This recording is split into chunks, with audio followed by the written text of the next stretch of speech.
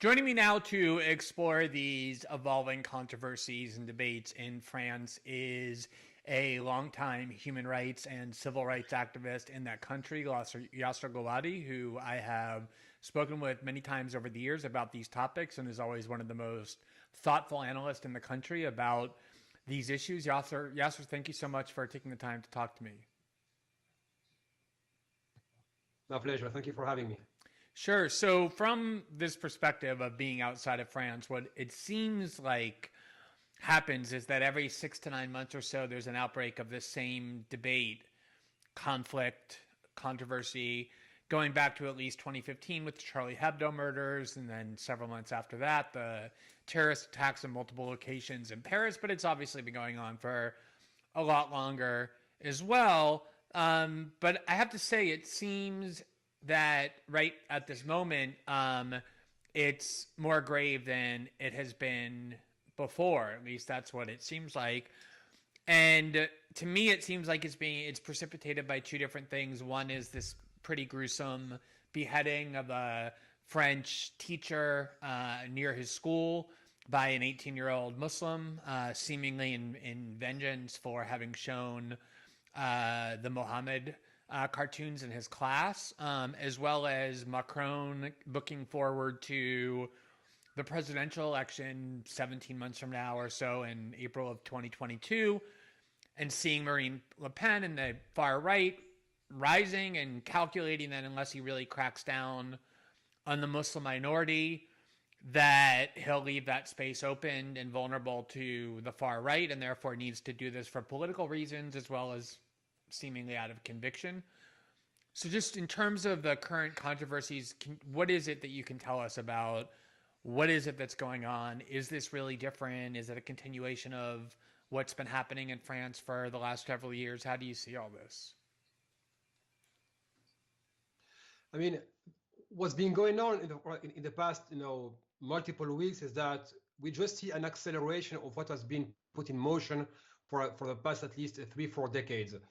First, what people abroad maybe tend to kind of not notice that France is a highly authoritarian country. The constitution passed in 1958 was actually a compromise between a monarchy and a republic, hence the obscene powers of the president that are actually unchecked. We don't have like a strong parliament that can act as a checks and balances. We don't have that here in France. So on top of it, the Fifth Republic of the 1958 Constitution were passed right after the bloody repression in Algeria. So de facto, we have a republic born out of a coup d'etat in favor of the General de Gaulle. Overnight, they wrote this constitution and brought back General de Gaulle. And then we also have the colonial legacy that we have never really dealt with. It's like we moved on from the colonial era to this, post-colonial era, and nothing was actually analyzed on how this racist discourse has polluted the French institutions. And throughout the decades, as Muslims went from being an invisible sociological phenomenon, like workers, soldiers for the national army, when they became visible and political actors, there was a backlash because all of a sudden French elites noticed that these former colonial subjects are actually seeking equality and demanding it and expecting it. So that's why from the 1980s to this day, we have seen a normalization of what was once the monopoly of the far right. Identity politics, France is white, non-white minorities don't belong here, and if they are French, they're only French on paper, etc. What happened in the meantime, until today, is that the far right won the battle of ideas, which means they made sure that their ideas were carried by the mainstreams, first by the traditional conservative party, and then by the French left itself.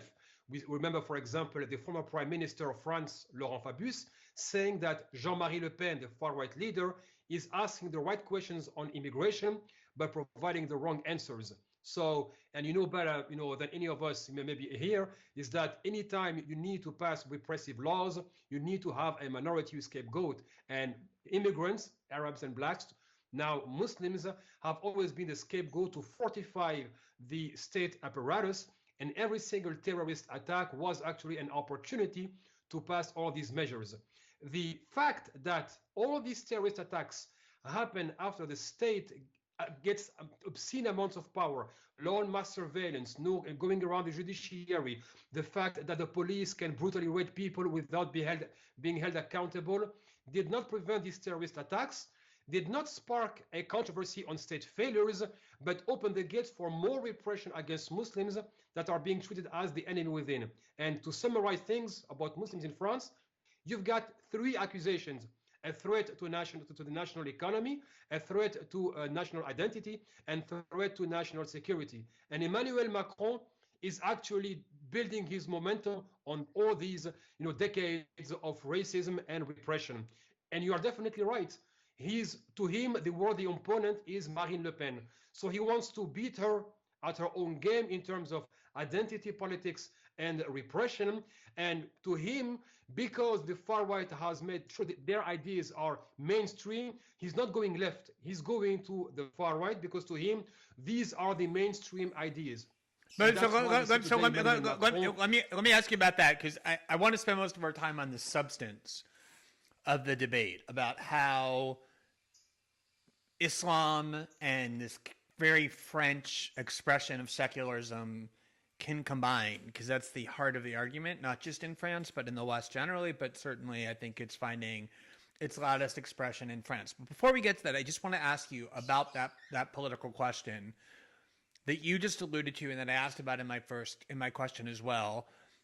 In 2018 or 2019, Barack Obama and Hillary Clinton both said very similar things about immigration in Europe, which is that if center-left politicians don't start advocating a hard line on immigration, they're going to lose to the far right, because the people in Europe are scared or worried about the effects on their country, on their culture, on their economy from large numbers of people entering their country. This is Barack Obama and Hillary Clinton saying that.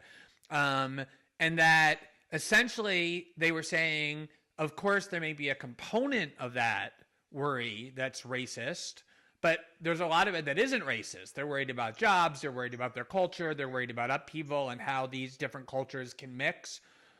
So what do you say to people who say, look, Macron is doing this because he has to, and if he doesn't, you're going to end up with something much worse in a very short period of time. You're going to end up with Marine Le Pen as the French president with all of those powers that you just outlined.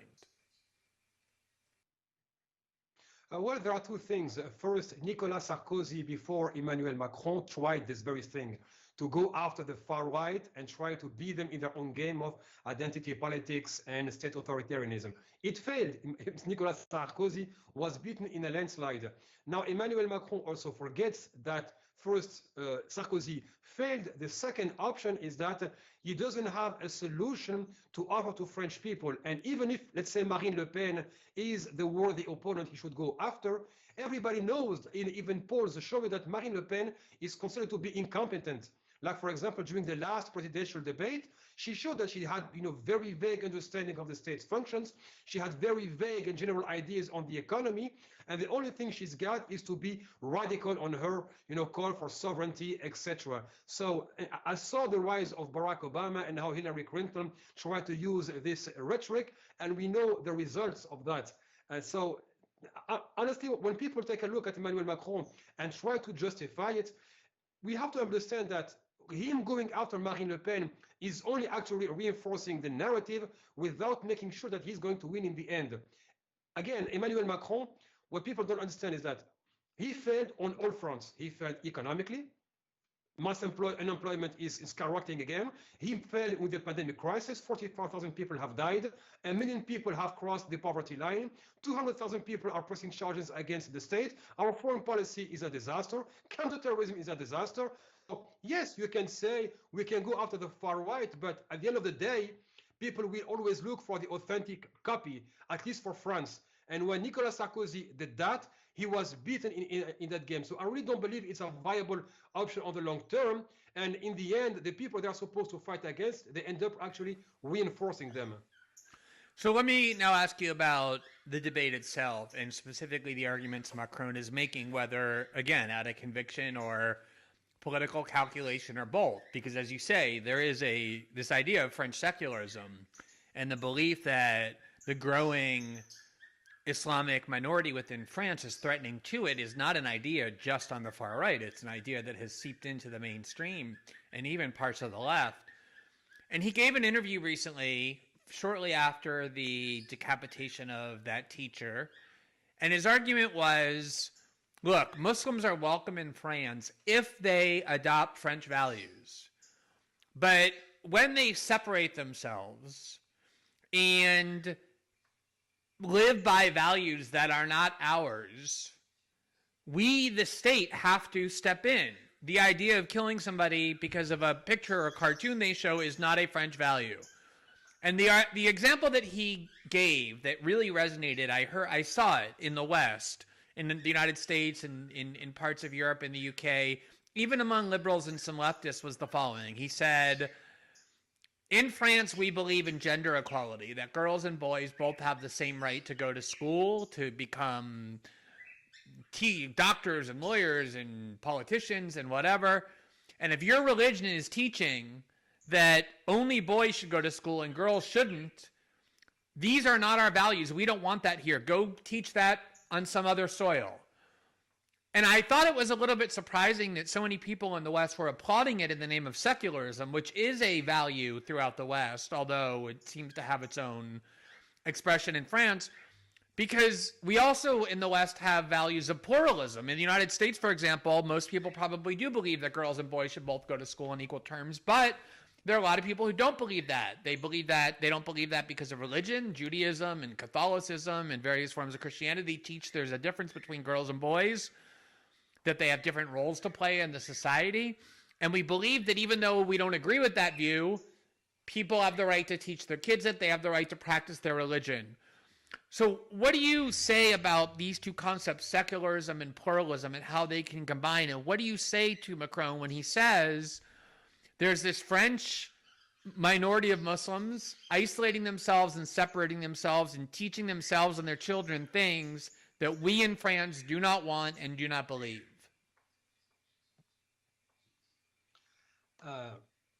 Like someone said, don't believe the hype. There is, it's not because, the president says something that is true. First, if you want to speak about separatism, let's talk about the real separatists. When you have a class of billionaires that don't pay 100 million euros per year in tax evasion and who are French, who make sure their money is abroad, when those people apply race separatism, because they're, class separatism, nobody says a word about it. When those same billionaires apply geographical separatism and have their own ghettos, and that some towns and cities make sure that the zoning and housing is only reserved for the rich and the wealthy, and that working class families can't live there, nobody says a word about it. When you have white supremacists setting up camps all over France, because to them there is an upcoming civil war along racial lines, the white majority against the Muslim minority. No one speaks of that racial separatism. Yet Emmanuel Macron is accusing Muslims of being separatists.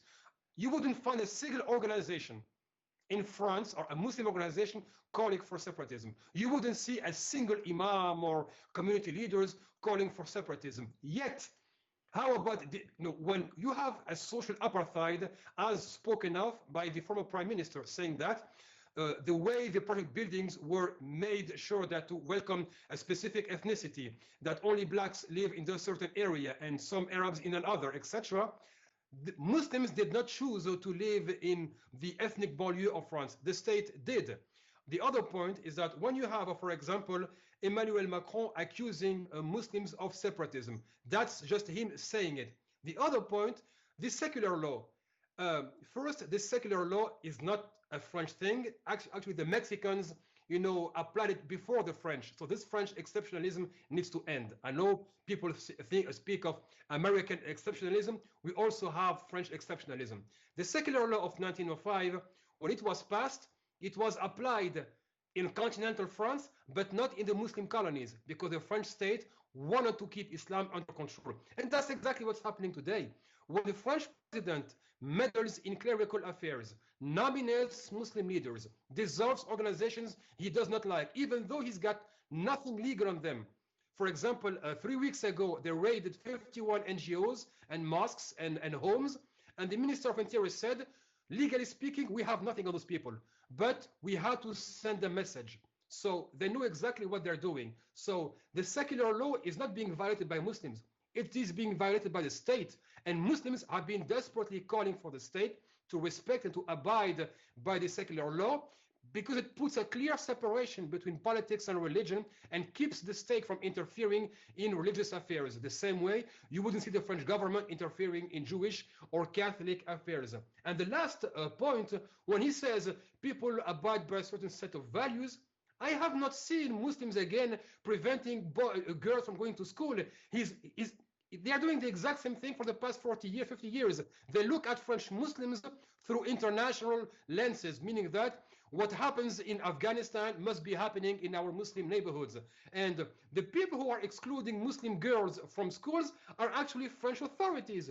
The 2004 ban against the headscarf is a clear violation of the secular law, because religious neutrality applies to the state. The state is neutral, not users of state services. Yet they passed a law in 2004 to put Muslim girls before a choice. Either you Muslim beliefs or you going to school. So who are the separatists? Muslims asking the government to abide by the law and stop interfering with their affairs, or Emmanuel Macron, who either does not understand the law or he's lying to French people to make sure we entertain the idea that Muslims don't belong here, and if they continue, they will be treated as a national threat. So let me ask you this. I had a colleague at The Intercept for all the years that I was there, who's also a good friend of mine, Murtaza Hussein, a great journalist, who did a lot of studying about the strategy and messaging of Al-Qaeda and especially ISIS. Like clerics like Anwar al-Awlaki, who were focused on messaging in the West, and then also ISIS as well. And one of their strategies was to try and convince Western Muslims that they cannot assimilate in Western countries, that to be Muslim means that you can never be Western, and to therefore look at their societies as something anathema to who they are. And when I hear not just far-right activists in the US and also in Europe, but even now President Macron, saying things like, your values are not our values, your religion does not gel with our French conception of civic society, it sounds very similar to me. Like they're almost trying to convince Western Muslims of the same thing, which is that being Muslim means you can't really be French. Being Muslim means you can't really be Westerner, in the way that people used to say to be a Jew means you're not really a citizen of our society. You're first a Jew or a Catholic. You've lived in France your whole life. You were born in France. You obviously know the Muslim community in France very, very well, which has grown over the years. What is the Muslim view, the French Muslim view, of how their religion of Islam and their nationality of being French combine? Well, first, there was this piece published in 2015 that even WikiLeaks retweeted, called The Destruction of the Gray Zone. And it's a very dense, very long, and kind of boring essay by ISIS. And I managed to read it in Arabic and both English and even a French translation. And honestly, it could not be more clear. And to me, literally, our governments are doing what ISIS wants them to. There's a paragraph somewhere, like on the lower third of the page, that says the terrorist attacks have two objectives: to shed blood in the West, and then to provoke a crackdown on Muslim minorities. So they would be left with two choices: stay in the West and their blood becomes legal, or join, the caliphate or whatever they call themselves. And the government is doing exactly that, even the far right, which means there is an objective alliance between terrorism and Islamophobia. As for French Muslims, they are constantly told you don't do enough against terrorism. So first, all mosques in France are under surveillance. All imams are recorded. The Friday sermons are known by the government. And even French officials know that so-called radicalization, if we do define it, does not take place in the community but outside, online, in jail, and in other private circles. Even For example, the domestic intelligence said that this crackdown of communities needs to stop. We need to reach out to communities because they understand better how their religion has been hijacked, and they are the ones who can propose a strong counter narrative. But if you take a look at our media landscape, you wouldn't see Muslims. So Muslims are spoken of on a regular basis, but they are invisible. Muslim women are constantly treated as either victims of their husbands, brothers, and fathers, etc. And the day she decides to wear a headscarf, she becomes part of the problem. When we live in a country supposedly the cradle of human rights, and the Minister of Interior, Gérard Collomb, 3 years ago, declares that a Muslim woman wearing a headscarf is similar to a Daesh activist, you ask yourself in which kind of country we live in. So Muslims, well, the one thing they ask for is, we are the first victims of terrorism, abroad, around 80 or 90%. When terrorists come and kill people in France, they make no difference between Muslims and non-Muslims. The Bastille Day attack, I was there a week after, and I saw the blood on the sidewalk, and it turned out the first victim that the truck driver killed was a Muslim woman wearing a headscarf. He could not have, he went after her on purpose. So terrorists make no difference between Muslims and non-Muslims, but here we have media pundits and the government saying, oh, Muslims are somehow the suspect community. Literally, our governments are doing what Daesh wants them to, what Al-Qaeda, ACME, maybe not Al-Shabaab, they are not really involved, but all these groups want. And my frustration here is that even so-called left-wing outlets contribute to make Muslims invisible. You cannot tell Muslims you don't do enough and don't give them a platform. You cannot tell them you are a culprit and don't speak to them because supposedly they are supposed to know better. So even when you have domestic intelligence scolding the government in 2014, the famous Juno report, they said this repression-based model of counterterrorism is a complete disaster and needs to be reviewed. When are they going to do it? I know it's not politically profitable. We always are in this rush, the media, and who's going to, say the most outrageous thing. But in the meantime, people keep getting killed. And the last thing, Glenn, if I may, nobody makes a connection between our disaster foreign policies abroad and what's happening at home. The times of you can send bombs abroad and get flowers in return are long gone. The bombs you send abroad always end up happening back and being sent back home here. Yeah, I think people forget that the 2015 terrorist attacks in November, the multiple venue ones that killed, I think, 130 people, injured about 500 more, were taking place during and almost certainly in response to French bombing in Iraq and Syria of ISIS and other targets. And we've seen that in the West repeatedly, where terrorist attacks get spoken of in isolation, not as, oh, these countries are bombing that region for years, and so the people in that region have decided, or people who identify with it, that it's time to bring violence back. But let me ask you, though, because one of the things that always strikes me as odd is people in the West like to wave the banner of free speech, free expression.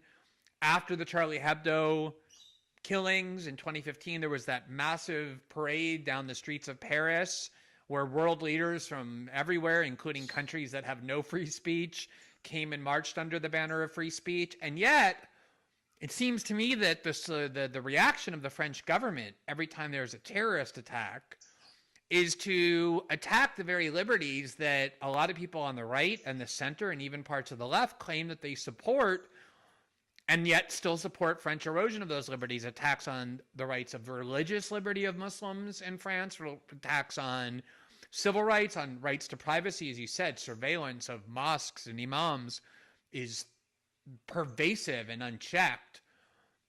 But if you say that to them, why are you claiming you support civil liberties and free speech on the one hand, and then cheering the French government for so aggressively invading and eroding these same liberties for their Muslim minority? They're going to say Muslims in France and in Europe and the world have proven that if you don't keep an eye on them, if you don't constantly keep them under the thumb of surveillance, you're going to get things like people having their, teachers being beheaded in the middle of the street, or nightclubs being shut up, or newspapers being gunned down, and that there is a specific problem of violence that comes from the Muslim community, as part of what Macron is saying now as well, that requires extreme solutions. So yes, even though I'm a free speech advocate, even though I'm a civil liberties advocate, the dangers of allowing Muslim minorities in the West to go unmonitored and unchecked is so grave that we have to accept incursions into these freedoms. What is your response to people who think that way? Well, the tendency here can be summed up in the declaration of the former Secretary General of the Constitutional Council, which is the highest legal authority. He said, we need to stop with this human rights absolutism. We need to stop having the human rights, making sure, keeping us from applying the measures we want. So there is already a discredit being thrown at human rights in France. Now, for Emmanuel Macron to speak of freedom of speech and a free press, first, freedom of expression, I'm going to say an unkind word, but I'm going to remain polite. In France, if you mark the French flag, you get fined 7,500 euros, about $9,000. When journalists reveal the arms trade between French arm firms and Saudi Arabia with weaponry being used against Yemeni civilians, those journalists, about like 9 or 12 of them, were summoned by domestic intelligence and are being prosecuted. Charlie Hebdo, they say they are for freedom of speech. Yeah, sure. When Cine, one of the founders of the journal, made drawings about Nicolas Sarkozy's son, they fired him for marking the son of the president, calling him anti-Semitic. So really, there is a declaration, but the reason why they managed to lie and go unchallenged, because we also have a subservient media class in France. 95%, I repeat, 95% of the media production in France is between the hands of 7 billionaires. So, of course, there is a collusion of interests, and they will never give a platform to kind of go into myth-busting and dismantle the lies of the government. As for Emmanuel Macron to say, we need to keep an eye on these Muslims, first, the person who killed Samuel Paty was not a French Muslim. He was a recent immigrant. So French Muslims got nothing to do with it. But even if they say all these repressive measures have to be applied. Okay, so they passed the law on mass surveillance right after Snowden's revelations. In 2015, July 2015, France became a country, a police state. All of our communication, the black boxes by the internet service providers have been put in place. Okay, they couldn't manage to prevent a series of terrorist attacks, the Bataclan, the Bastille attacks, Samuel Paty. And Samuel Paty's assassin was reported multiple times. So not only you have mass surveillance, and this guy got reported, including most of the time by Muslims themselves. So we see that every terrorist attack, we don't ask the question first of why, and second, how come it's happening again and again and again? So Emmanuel Macron, of course, is going to engage in this one-upmanship on security measures, because he doesn't want to ask the question, how come, despite being reported, they could not prevent the killer of Samuel Paty from doing what he did in the town of Conflans? Yasser, just to conclude, there are two bills that are currently pending that are being proposed, and I think supported by the government, if I'm not mistaken, one of which is designed after we just saw months and months of people around the world, including in Paris, marching against police brutality, to make it a crime to report on or to photograph the police in a way that might incite violence against them, however that might be defined. And then there's a separate law that Macron is now pushing that there are conflicting reports about in the West, but they involve things like registering people, greater monitoring of people. Talk about what these two laws, proposed laws, would actually do and what your views on them are.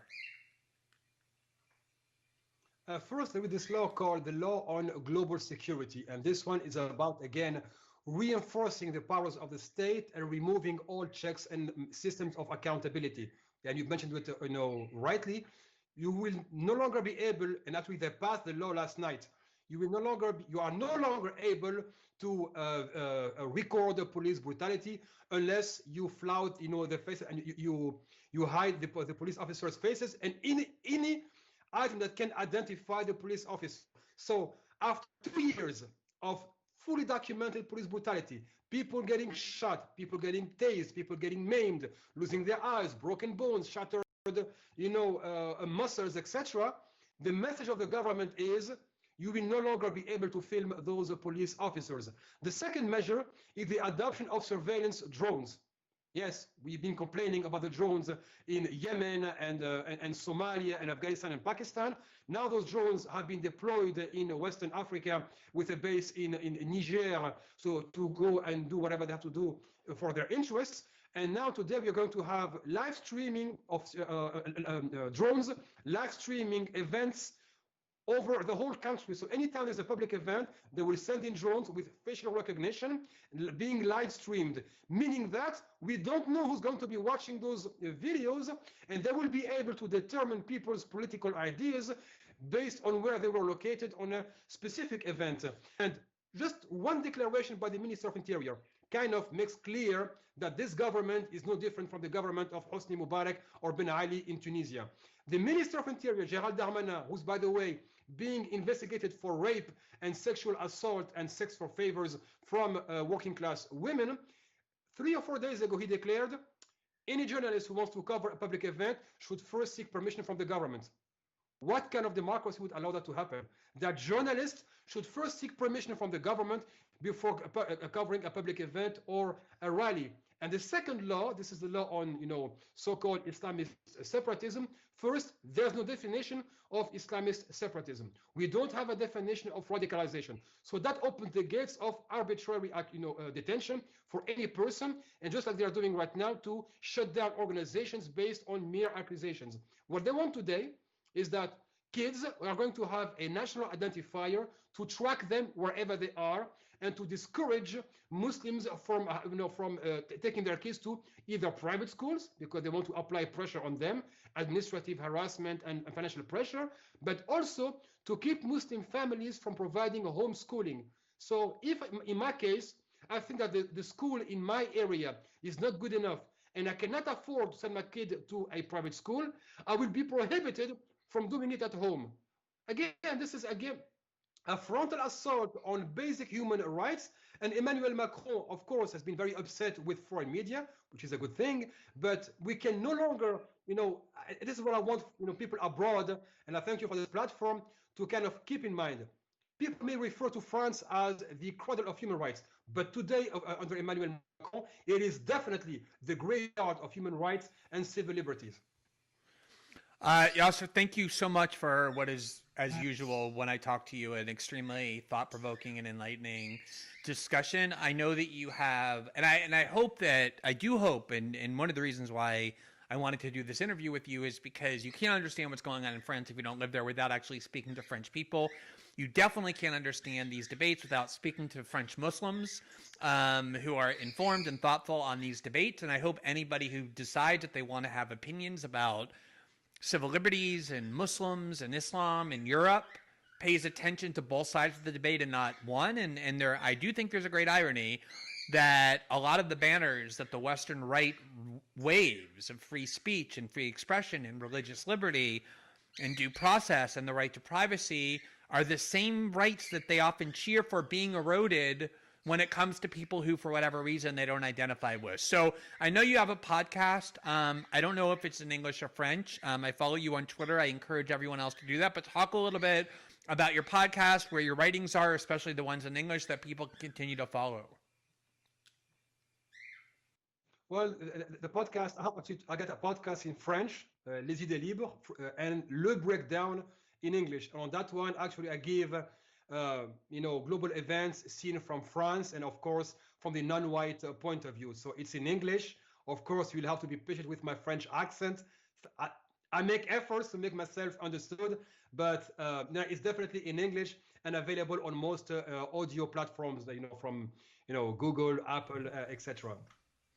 I've been living in Brazil for 15 years now, as you know, and I can promise you my English accent in Portuguese is way, way, way, way worse and stronger than your French accent in English. So I'm actually envious of how much progress you've made. Yasser, thank you so much. It's always great to see you. Always great to hear from you. And I really encourage people to continue to follow your work. Thanks so much. Thanks. Thank you very much.